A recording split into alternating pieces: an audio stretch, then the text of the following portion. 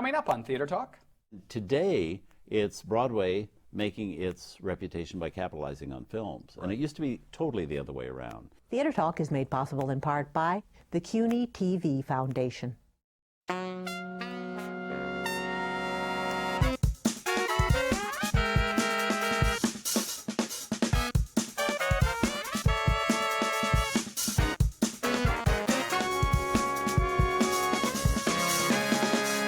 From New York City, this is Theater Talk. I'm Michael Riedel of the New York Post. And I'm the show's producer, Susan Haskins.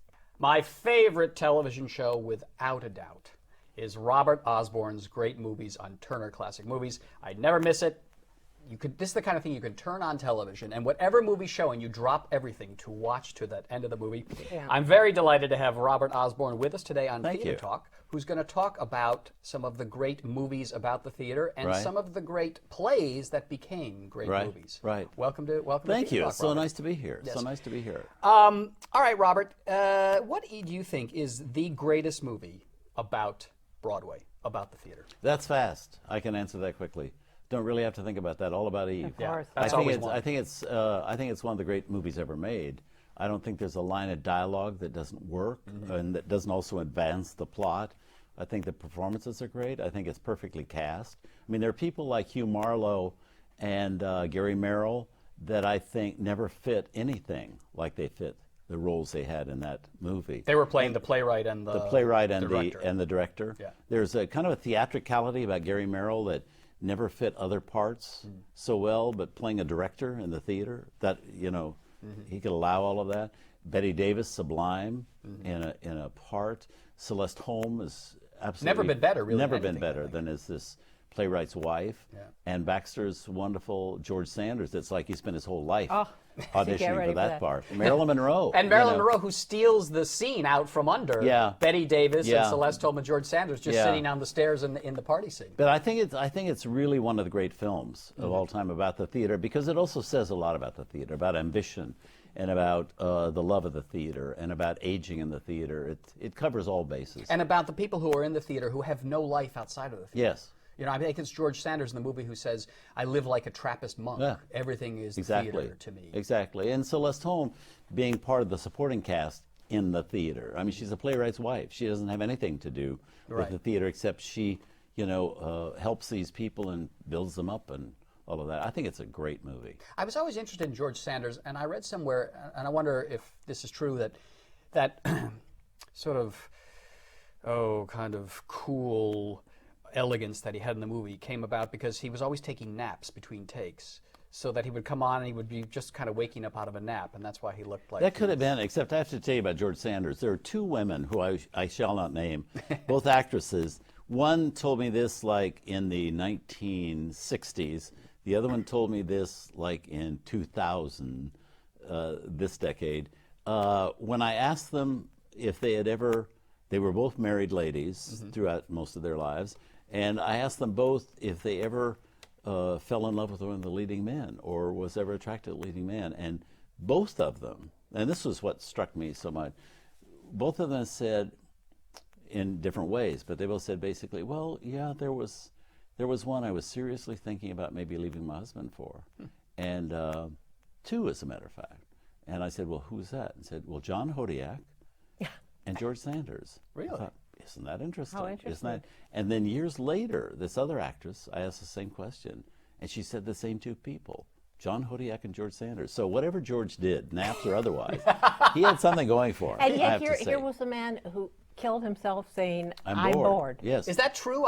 Yes, that's he not did. He left a note. If you could just tell us what happened. Well, he I think it was in Spain or something where he was. But of course, he was also married to two Gabors. So that's enough to drive you. That might drive you to something. I'm curious about Joe Mankiewicz, who wrote All About Eve. And directed it. And directed it as well. I'm friendly with his widow, Rosemary Mankiewicz, and I've had the great pleasure of being up at her house and holding the Oscar that he won for All About Eve in my hands. But Rosemary said, and I wonder if you would agree with this, that toward the end of his career, he realized that there was no interest in literary scripts anymore, that people complained in Hollywood that his scripts had too much dialogue in them. and that's kind of why that career sort of petered out. Well, I think it did. You know, he was a great producer as well. He produced, for instance, Woman of the Year, the first Right. Hepburn Tracy movie that George Stevens directed. But he, you know, he was very literate, and he was a very bright man. And he did, you know, in 1949, did A Letter to Three Wives and won the Great Oscars, movie, director and screenwriter. And the next year, won 2 Oscars, director and screenwriter for All About Eve. And then he did a wonderful movie called Five Fingers in 1951 with James Mason. As the valet who's the thief in the embassy in Berlin, I think, or in England. Great espionage thriller. And then came interesting things that were not quite as successful, like Barefoot Contessa. You know, he did Cleopatra, which is was kind of considered a failure, but it's really not a bad movie. It's spectacularly good. Rex Harrison's very good as Caesar. Rex Harrison is great. But it got caught up in so much notoriety. But I always felt that what he really had to say as a writer and director, he said in Letter to Three Wives and All About Eve, that it's like he had so much to say about the theater and all of that, and about the radio, which is a major topic of Letter to Three Wives. Slams at radio and everything. And Southern plays a radio writer, and it's kind of a satire about that as well. That I think also, not only was the industry changing, so they didn't want the literate script so much anymore, but also I think what he had to say, he really got said in those 2 movies. And I think that happens to a lot of people. You know, you're very passionate about something, and if you have a place to say it, and you say it so well, you know, where do you go from there? A few other movies about the theater that people may not know as well as All About Eve that you like and might call attention to? Well, there are a lot about the theater and about theater people. The problem is that so often I don't think that they're really a great. I don't think the subject really gets to be about the theater, more about theater people. I mean, there have been a lot like the Velvet Touch with Rosalind Russell is all about the theater and an actress who, you know, kills somebody accidentally, a critic, and all of that. Maybe not so accidentally. But you know, they were all kind of vehicles for actors and actresses and all of that, and not so wise and not so realistic as I think All About Eve And is. what a shame that they messed up Gypsy by putting Rosalind Russell in it. Well, and yes. making a not good movie about the theater from a wonderful musical about the theater. A lot of people like that. And I can understand why they did, you know, because Ethel Merman was very big for the screen, and she hadn't drawn people to see Call Me Madam when that was made into a movie. Or but still, There's what No a Business. mistake. Yes, but you know, you have to realize that is a business, and what I give credit more or anger more at, say, Mervyn LeRoy for his direction of Gypsy and all of that. I think that Rosalind Russell is a terribly talented lady. There's no performance maybe better in comedy than Rosalind Russell in Auntie Mame. Yeah, she not did at all, wonderful not at things, all. and I think that at that same time, Mervyn LeRoy pretty much messed up Mary Mary that he directed with the 2 stars. Debbie Reynolds, and Debbie Reynolds taking over for Barbara Geddes, and that's a disaster. Yeah, it is. Debbie's wonderful in it, but the 2 guys from the Broadway show are still doing, Barry Nelson and Michael Rennie are still doing stage performances, and it's the director that should do that. If you want to see a really bad translation, see the Bad Seed with Nancy Kelly. She got an Oscar nomination, but that's an embarrassingly bad performance. But She's that's doing like Grand Guignol, that Bad Seed movie. It's so but it's so bad it's good. but it could have been a good movie if they'd been directed better and brought down to a motion picture level. You know, and Mervyn LeRoy was an old timer, and he knew better than that. So I blame him. I don't blame the actors ever.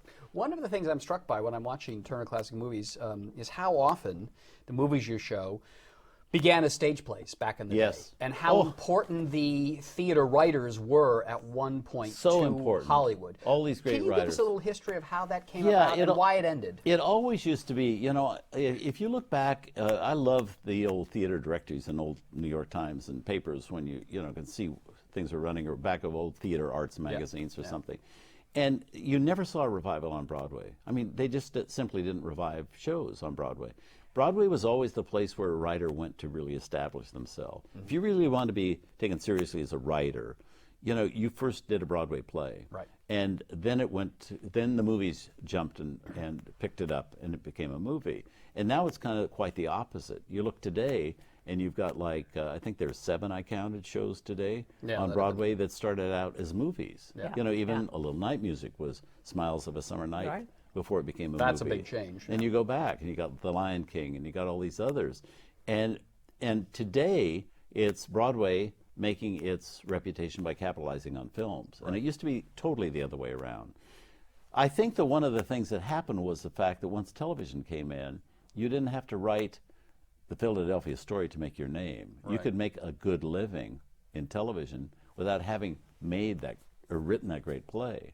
And I think that's kind of sad, because I think it hasn't allowed some of the people to be pushed to what their best writing instincts would be. The image one has of the New York playwright going to Hollywood, like a Clifford Odets or someone like that, is they get out there, and in some ways they're artistically ruined by the studio, by the money, the money and the studio process. Is that just a cliche? Is that a fair? No, I think that's kind of fair. I think that's kind of fair. The playwrights in New York were used to having more freedom. Yeah, they can kind of say what they wanted to do, more control, and out there they did have to, and and the different studios treated them in different ways. The famous story, I think it was William Faulkner was writing a screenplay in California, and he couldn't write at the studio because they wanted him actually in a room writing 8 hours a day. Yes.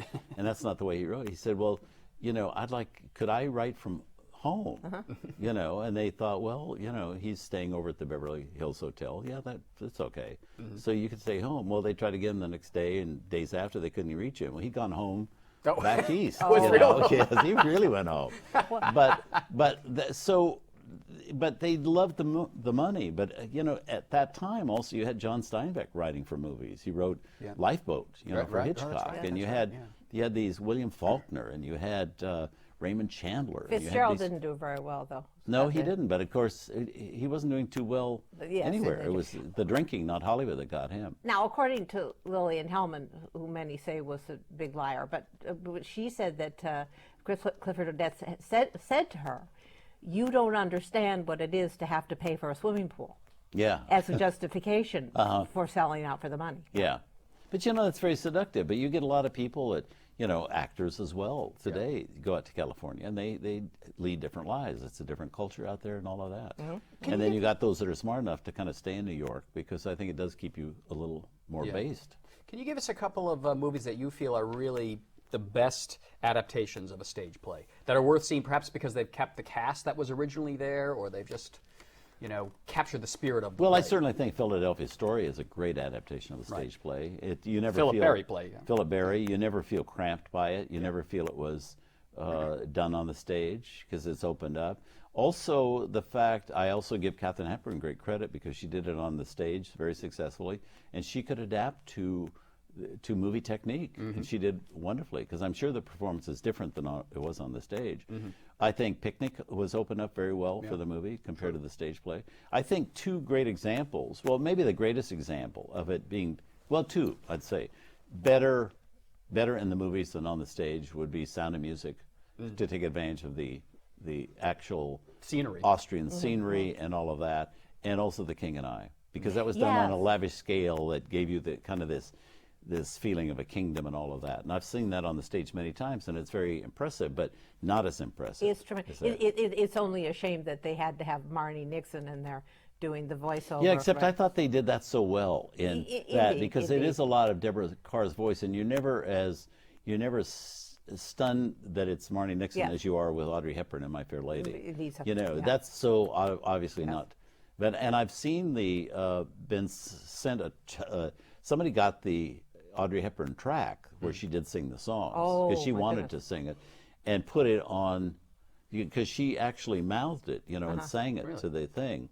And they sent me this copy of the movie with her track on instead of Marnie Nixon's. And she had an okay voice, but it wasn't melodic enough for it. I mean, she really couldn't sing it that well. But of course, there was a movie, not to be confused with The Wonderful King and I, the My Fair Lady, where I felt Audrey Hepburn was such a Hollywood choice. I mean, that never was that person a flower girl. No. And that ruined the whole movie. Audrey Hepburn is such a glamorous. But a great presence. Yes, we loved Audrey Hepburn. You didn't buy it. But they had a huge investment in that. Warner Brothers had a huge investment. Audrey Hepburn had done Wait Until Dark for them, and it made a huge amount of money. And so Julie Andrews was not known outside of theater circles. And Rex Harrison, he was just kind of newly back in films after he was kind of exiled from films for several years. And so they had a huge investment, and you know they would have done well in the big cities, but in those days you had to think of what it was going to make in Colfax, Washington, and in a little town outside of Denver, I know, Colorado. but it's this corporate thinking where if the casting makes no sense, they don't care. I mean, Yes, you're right. well, I think they do more now. Yeah. I mean, they would go more now. We see examples of that in Yeah. movies now, of casting. You know, you get a movie like An Education with Peter Skarsgård and Carey Mulligan and Alfred Molina and stuff.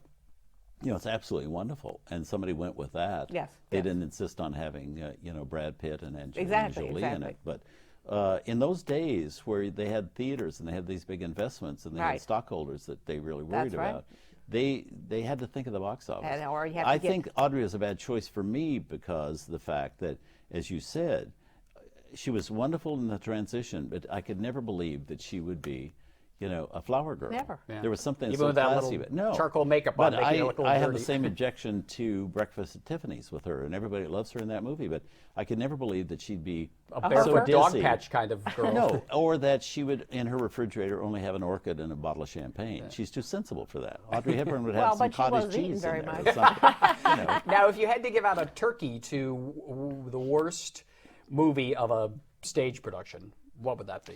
Well, I'd certainly put Chorus Line Yeah. right up there Yeah. because that was such a great musical, and that brings up a whole other thing.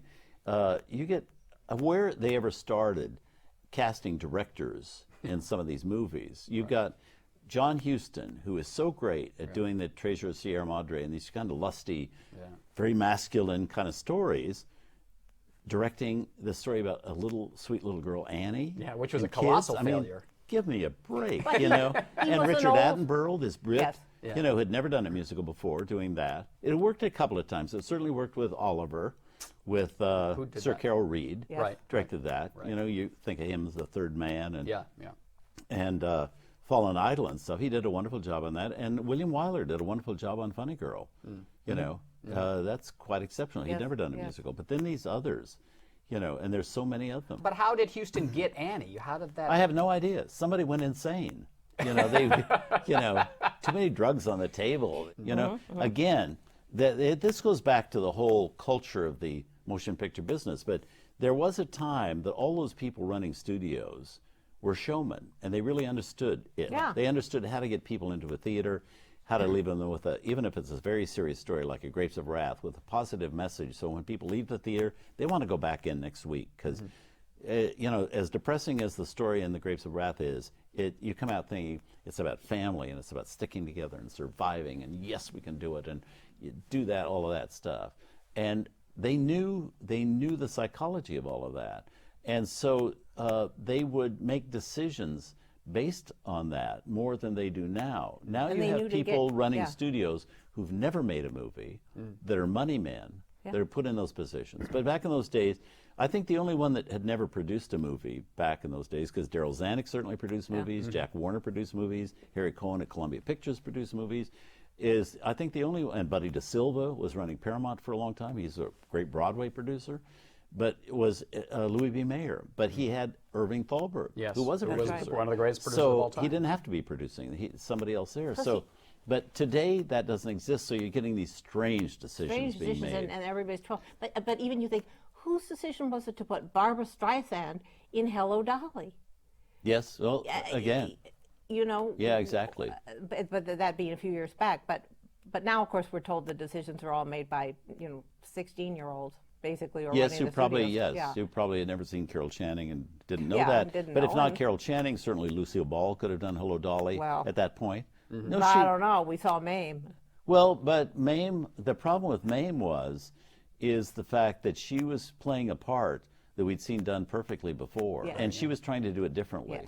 Yeah. Yes. And I never forget an article that came out that because I know Lucille Ball was actually my first boss in California. Oh, really? When I was an actor, Oh, yes. really? And You worked for Desilu Productions? I did, and I got to know her very well. And around that Desilu time, after the Desilu time, when she was talking about Mame, she was very desperate to do that. She wanted to do a movie, particularly with B. Arthur, and she was very keen to do it. But an article came out after the movie in which she said that she had only agreed to do it after she found out Angela Lansbury had no interest in doing it, blah, blah, blah, which was totally not true. Yes. But anyway, so somebody took that to Miss Lansbury, who said, no, that's not true. She said, I want to do it in the worst way possible, but I didn't get a chance.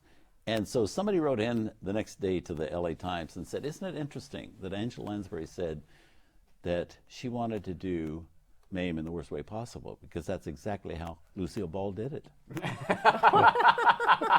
That's cute. You know, but she was also, you know, Lucy tried to do different line readings, but Rosalind Russell's line readings and Angela Lansbury's were the right way. You knew Lucy well. Did she ever acknowledge that Mame was not a good movie? No.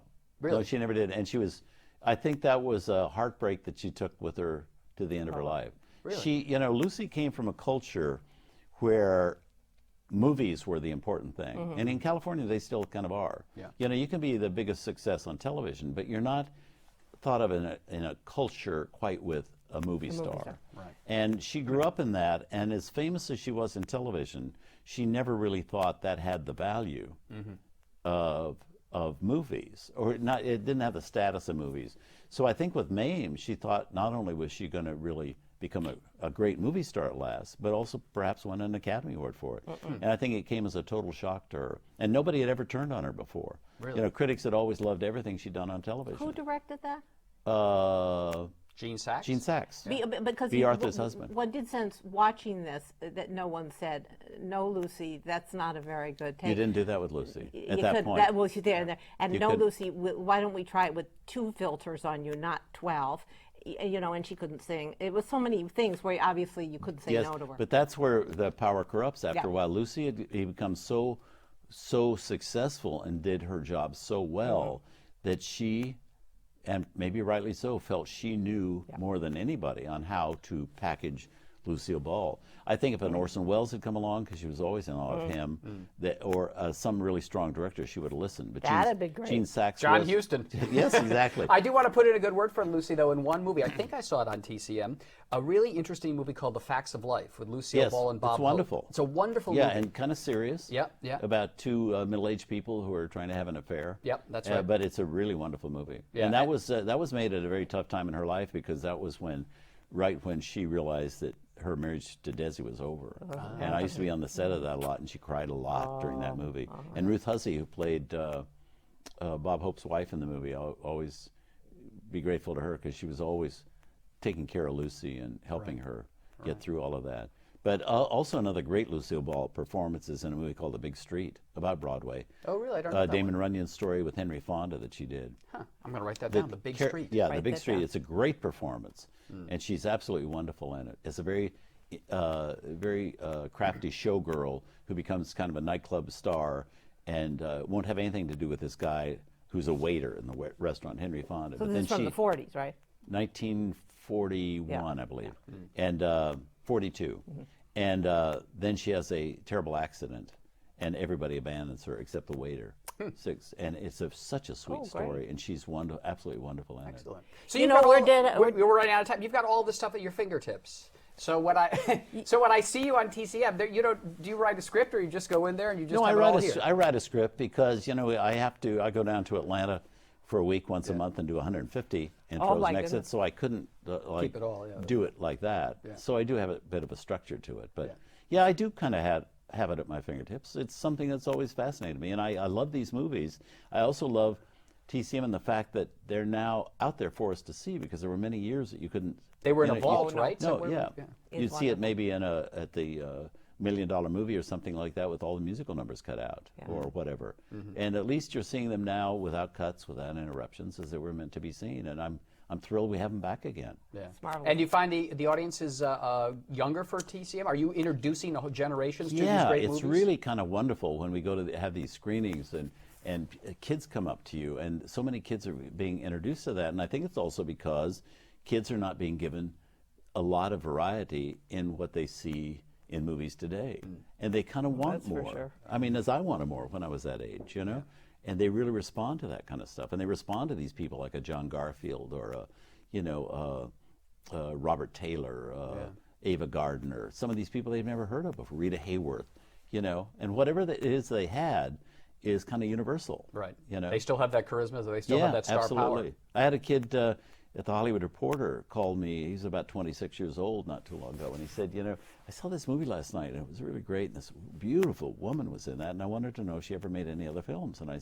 said, well, what was the name of the movie? He said, well, I didn't get the name of it. He said, so I said, well, describe it. It turned out it was Gilda with Rita Hayworth. And I thought, isn't that great that, you know, without any publicity from Harry Cohen and Columbia Pictures, he responded the way people did, you know, in 1946. And it's all these years later. And too bad she's not around to know that. Yeah. Just keep showing All About Eve on TCA. Okay, I'll do that. Please come back. I love your enthusiasm. Thank Please you. come back. Please I would come love back. to do You're that. welcome at any time. Robert Thank Osborne you. from Turner Classic Movies. We know he's a theater man, too, because he used to be a theater critic. Yes, indeed. And I love the theater. Very much so. All right. Thanks for being our guest tonight. Thank Theater you. Talk. Pleasure. You can sign up for viewer updates at theatertalk.org. Or you can Twitter us. Our thanks to the Friends of Theater Talk for their significant contribution to this production. Theater Talk is made possible in part by the Frederick Lowe Foundation, the Eleanor Naylor Dana Charitable Trust, the Alan S. Gordon Foundation, the Corey and Bob Donnelly Charitable Fund, Carrie J. Fries, the Dorothy Strelson Foundation, the New York City Department of Cultural Affairs, and the New York State Council on the Arts, a state agency.